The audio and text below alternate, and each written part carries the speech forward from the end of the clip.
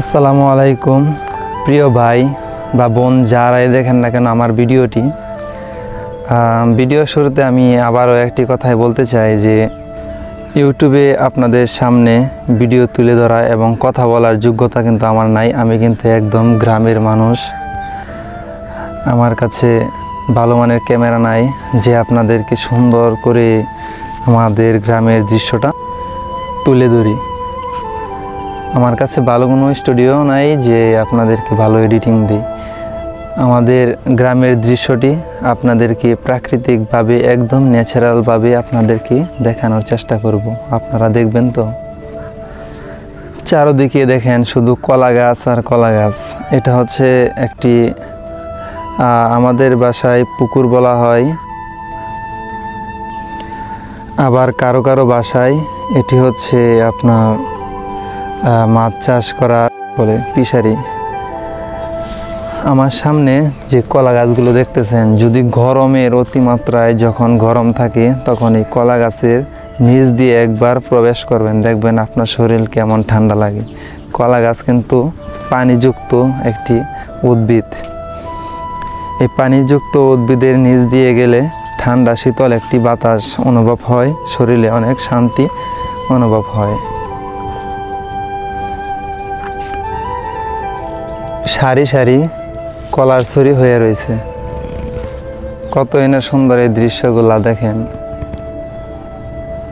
এগুলা কিন্তু আসলে কলার বাগান নয়, এগুলা কলার বাগান বলা চলে না, কারণ সবাই কম বেশ নিজেদের চারপাশে পুকুরগুলোতে এভাবেই কলা গাছ লাগাইয়া রাখে।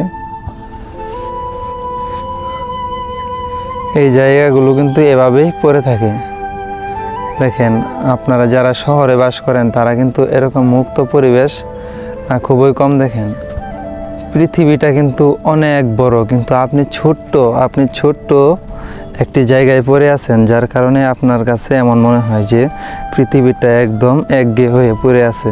যদি আপনার কাছে শহরটা আপনার কাছে এমনই বোরিং মনে হয়, তাহলে আমাদের এই গ্রামগুলোতে আপনারা আসতে পারেন, বেড়াইতে পারেন। সপ্তাহে না হলেও মাসে একদিন আসবেন।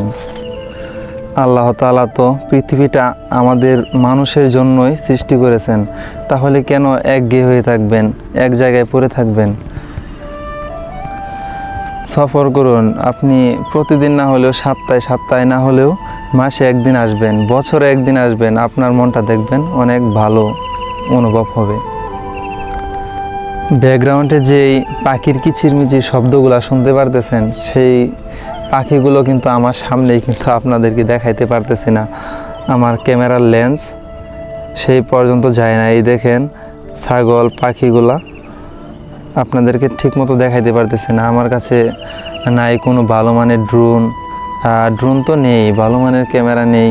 আপনাদেরকে কিভাবে দেখাবো যে আমাদের গ্রামের দৃশ্যগুলো? আপনাদের সাথে তো কথা বলার যোগ্যতাই আমার নাই। দেখেন, এখানে একটা পতাকা উড়তেছে, এটা হচ্ছে কি ব্রাজিলের পতাকা। দেখেন, গ্রামের মানুষ হলে কি হবে, শখ আছে, দল সাপোর্ট করে। এত সুন্দর পরিবেশ। আমি তো নিজে একজন গ্রামের মানুষ, গ্রামকে আমি অনেক ভালোবাসি। প্রতিদিন সকালবেলা আমি এই গ্রাম দিয়ে হাঁটাচলা করি, কারণ আমার গ্রামের দৃশ্যগুলা এবং সকালবেলার যে আবহাওয়া, সেটা দিয়ে শরীরে লাগে, অনেক শান্তি অনুভব হয়। শুধু কাজ শেষে বাসায় পইরা থাকবেন না, ভাবিকে নিয়েও আসবেন গ্রামে বা বিভিন্ন জায়গায় ঘুরতে যাবেন, দেখবেন দুজনের মনই অনেক ভালো হয়ে গেছে। আমার মনে হয় আপনাদেরকে ভালো করে ভিডিওগুলো দেখানোর চেষ্টা করতে পেরেছি। আপনাদের কাছে কেমন লাগছে সেটা আর কি আমি জানি না। যদি ভালো লেগে থাকে একটি কমেন্ট করে জানাবেন যে আমার ভিডিওটি কেমন হয়েছে, আর কিভাবে করলে আপনারা অনেক আনন্দিত হবেন। যদি আপনারা কোনো দিন